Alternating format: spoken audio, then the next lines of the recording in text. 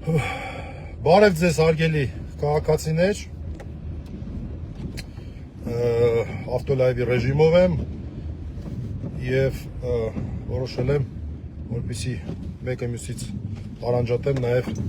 օրերը նշեմ։ Եթերում այսօր փետրվարի 27-ն է, այսօր մեր ողջ համացանցը քննարկում է մի տիկնոջ ամուսնալուծության իրական կամ ֆեյք, չգիտեմ, հետ կապված հարցերը։ Ես անկեղծ ասած կարելի է այդպես կարճ խոսել անցնել, կարելի է եւ չխոսել անցնել։ Ես ուզում եմ մեզ բոլորիս վերադարձնել մեր իրականություն, որտեղ մենք ունենք քաղբանտարկյալներ, որտեղ մենք ունենք խայտարակ վատ ընթացք ունեցող իրավապաշտպան վիճակ եւ այսօր օրինակ Արեգ Սամսոնյանի եւ Վազգեն Սաղաթելյանի գործող հերթական դատական նիստներ Մասիվի դատարանում եւ կուզեի խոսել ըստ էության այդ մեղադրանքի մասին, այդ նիստի մասին։ Հիշեցնեմ, որ տղաները երկուսն էլ անազատության մեջ են, Վազգեն Սաղաթելյանը բանտում է, Վերաքննիչ դատարանը ցավոք մերժել էր նրա խափման միջոցը վերացնելու կամ փոխելու վերաբերյալ բողոքը։ Նարեկի մասով Վերաքննիչ դատարանը մի փոքր դրական որոշում էր կայացրել, անազատության ձևաչափներ փոխել, բանտայինը փոխարինել է տնային կալանքով եւ Նարեկը տնային կալանքի ներքո է արդեն մի քանի օր, առողջական խնդիրներ ունի եւ այդ պատճառով մենք ստիպված եղանք վկայի հարցաքննությունը ավարտելուց հետո միջնորդել, որ ավարտվի դատական նիստը։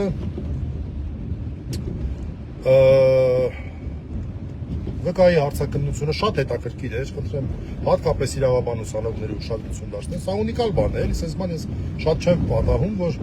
մարդը նախաքննության ընթացքում ասի, որ մեղադրանքի հիմքում դրված փաստերին ինքը դու չի տեսել այդ հաղորդումները,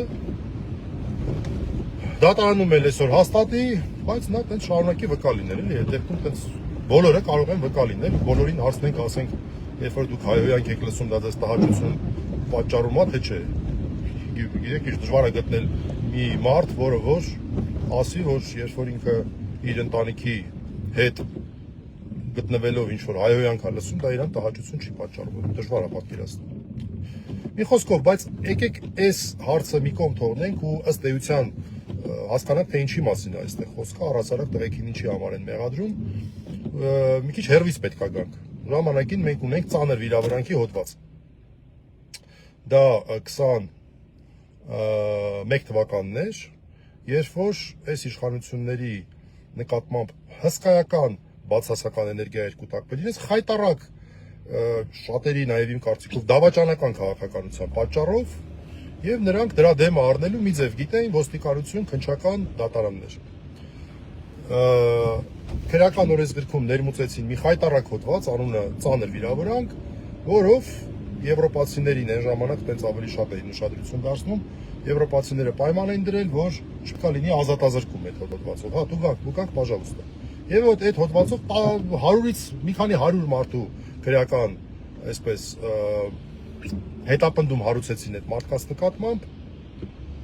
90 եւ ավել տոկոսով, համենայն 99%-ով ԿՊԱ-ականների եւ այդ 99-ի մեջ 99% Նիկոլ Փաշինյանի հասցեին հայհոյանքներ հնչեցնելու համար։ Եվրոպացիները այն ժամանակ մի քիչ զբաղվում էին այդպես հարցերով, հիմիկվա պես չի, եւ չնայած հիմա էլ չբացառենք, որ կուլիսների հետևում զբաղվում են։ Եվ հրապարակավ պաշտոնական փաստաթղթերով ասում են, դե գինով կուտվի այս հոդվածը, բայց մի քանի պայման կա, պայման առաջին պետք է խտրականություն չլինի։ Պետք է խտրականություն չլինի։ Եվ այս իշխանությունները չկարողացան հիմնավորել, որ խտրական չի իրանց այդ հոդվածի կիրառումը, որտեղ նայում ես, որ մեղադրանքը նայում ես, բոլորը ընդդիմադիրների նկատմամբ։ Եվ հետո որոշակի ճնշումների արդյունքում ստիպված եղան այս հոդվածը ապաքրեականացնել։ Ծանր վիրավորանքը հայհոյանքը ապաքրեականացնել։ Ժամանակի ընթացքում էլի այդ վիճակը վերականգնվեց, էլի այդ բացասական էներգիան, հսկայական բացասական էներգիան։ Դե գիտեք, նորմալ մարդիկ դավաճանությունը տեսնում են, չէ՞։ Ակնհայտ դավաճանություն է։ Մարդիկ տեսնում են դա։ Եվ մարդիկ սկսեցին էլի այդ բացասական էներգիան համացանցում կուտակել։ Ինչ արեցին։ Ասացին լավ, ինչ եք նոր հոդված դնում։ Հենա եղած հոդվածը խուլիգանությունը կիրառենք այս դեպքի համար։ Առաջի անգամ դա կիրառեցին 24 թվականին նույն Նարեկիև Վազգենի նկատմամբ, բայց 2 ամիս տղեկը նստեցին 24 թվականին։ Բայց ունեցան արդարացման դատական ակտ առաջի Այծյանի դատարանի կողմից։ Հիմա գործը վերաքննիչում է։ Ես հույս ունեի, որ դրանից հետո այս ճանապարհը չեն շարունակի, բայց հերիք չի շարունակեցին նույն տղաների նկատմամբ նորից իրանց բռնելով 2025-ի նոյեմբերին։ Հիմա էլ ես տեղեկություններ կհայտնեմ, հրապարակային են դրանք, ես չի որ իզդից եմ հայտնելու, որ արդեն սկսել են շարունակաբար կիրառել այս հոդվածը։ Օրինակ, TikTok-ում հայտնի Այվազովսկի անունով, ես վերջերս սխալ էի ասել, ուրիշ անուն էի տվել իր բանին, ես ինձ հայտնի չի, ես TikTok-ի մարդ չեմ, բայց TikTok-ում բավական հայտնի Այվազովսկի անունով օգտատեր, Հայկ Եղյան անունով, էլի քաղաքական իր խոսույթի շրջանակ, երևություն քաղաքական խոսույթի շրջանակներում ենթադրաբար Նիկոլ Փաշինյանին հայհոյանքներ հասցնելու համար նրան ձերբակալել են, տարել են դատարան։ Այդ մարդը ծանր առողջական խնդիր ունի, դրա մասին բարձրաձայնել է իր պաշտպանը Ռոման Երիցյանը, մարզերից մեկում Գեղարքունիքի մարզում էր։ Դատարանում վատացել է վիճակը, սկորի են կանչել, լույսերն են տարել դատարանը, ինչ որ մի հատ խայտարակ կինո, մի հատ ուժս կինո։ Եվ քննիչը մինչև վերջ պնդել է բանտային կալանքը, դատարանը որոշում է կայացրել տնային կալանքի մասին, ինչը էլի անընդունելի է։ Հիմա տեսեք, մոտարապես նույն դեպքն էլ Գյումրիում է տեղի ունեցել, դրա մասին Կարապետ Պողոսյանն էր բարձրաձայնել։ Այսինքն վերջի օրերին մենք արդեն 2 դեպք ունեցանք, այսինքն սա համատարած կիրառման ճանապարհ է։ Ապաքրեականացված հոդվածը բերում են եւ կիրառում են մարդկանց նկատմամբ խուլիգանության հոդվածով, բայց որ դա տարբերություն է։ Տարբերությունն այն է, որ այն հոդվածով ազատազրկում չկար, այս հոդվածով կա արդեն։ Մինչև 5 տարի ազատազրկում։ Դրա համար մարդկանց ձերբակալում են, կալանավորում են եւ այլն։ Սա ուղղակի խայտարակություն է, եւ ես ուզում եմ, որ այսօր այսպես ամուսնաընտանեկան բաժանություն բարես թեմաների կողքին մենք չմոռանանք հիշել, որ սենց խայտարակ բաներ կան։ Սենց խայտարակ բաներ կան։ Ափաշկյարը այս մարդիկ ապաքրեականացված հոդվածով ուրիշ հոդված են անունը, պիտակը փոխում են։ Այն արարքին, որը հանցագործություն չի, անունը դնում են հանցագործություն։ Այսքան ժամանակ մենք մի դատավճիռ ունենք քաղաքական խոսքի տրամաբանությամբ, որտեղ որ ճիշտ է օրինական ուժի մեջ չի մտել, բայց ամեն դեպքում անպայման կարդացեք Նարեկի Վազգենի վերաբերյալ առաջի Այծյանի դատարանի դատական ակտը։ Պարզ է դատախազությունը բողոքարկել է, արդարացման դատական ակտը վերաքննիչում է գտնվում, բայց մենք պնդում ենք, որ այլ կերպ չի կարող լինել։ Ասում են խոսքի ազատությունը պետքա, սա խոսքի ազատություն չի, բայց ի՞նչն է խոսքի ազատություն։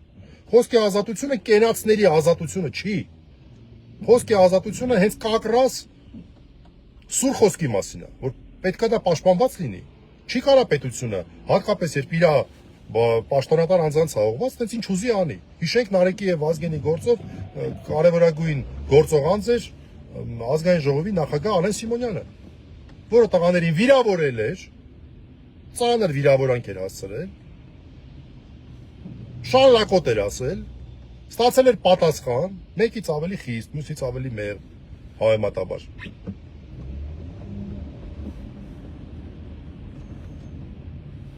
Եվ դրա արդյունքում հետո էլ ինքն իր ձեռով համ քաղաքացիական հայցեր ներկայացել, համ էլ հանցագործության մասին հաղորդում։ Պատկերացնում եք, որ բարոյական համակարգով է սա ընդունելի արարք։ Պետական բարոյական համակարգով է, չգիտեմ, հոգևոր բարոյական համակարգով է, որ մի կրոնական ուղղության բարոյական համակարգով է, փողոցի բարոյական համակարգ, որևէ մեկով սա նորմալ դիտվել չի կարող։ Եվ այս մարդիկ պարզա, որ արժանանում են հանրային շատ սուր պարսավանքի, շատ սուր։ մարդիկ սոտիկի բարոյական եւ բանական մարդիկ են, չէ։ Տեսնում են, չէ, որ չի կարելի այս բաներ անել։ Ու տղաները Նարեկը եւ Վազգենը արդեն 100 օրից ավել անազատության մեջ են։ Մեկը մինչեւ հիմա բանտային կալանքի տակ, Վազգենը Նարեկը այս վերջերս փոխվեց տնային կալանքի բազմաթիվ առողջական խնդիրներով։ Հիշում եք, ծանր ճանապարհ։ Մացադուլով անցավ 10 քանի օր եւ այլն եւ այլն։